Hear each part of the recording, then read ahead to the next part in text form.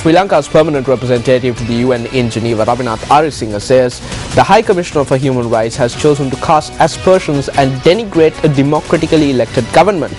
He made this statement in a letter addressed to Prince Zeid Al Hussein in response to a news release issued by the Office of the High Commissioner for Human Rights yesterday, where the High Commissioner criticized continuing attacks by the Sri Lankan government on the integrity of the officer's ongoing investigation.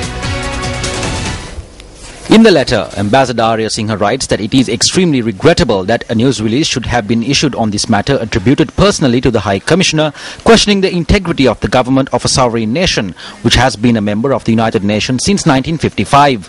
He notes that it is unfortunate that the news release has been issued without making any attempt to understand the context or content apparent from the media release of the Ministry of External Affairs dated 5th November 2014. He writes, quote, "In fact, the OHCHR has been inept in comprehending for reasons best known to it the thrust of the concerns expressed by the government of Sri Lanka related to the flawed procedure of the OHCHR investigation on Sri Lanka." Unquote. Ambassador Aryasinha says that the government of Sri Lanka made no attempt whatsoever to prevent bona fide witnesses from submitting information to the investigation team, and neither was any attempt made to deter and intimidate individuals from submitting evidence. He adds that the submissions that the investigation would have received by now would stand to prove this fact.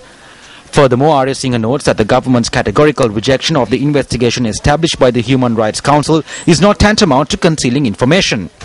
He states that the government of Sri Lanka has steadfastly maintained that it owes to the country's dignity not to subject its people to an investigation that does not conform to even the minimum requisites of justice and fair play.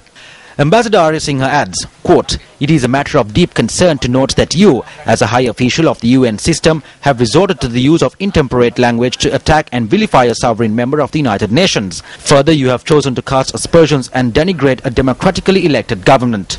Unquote.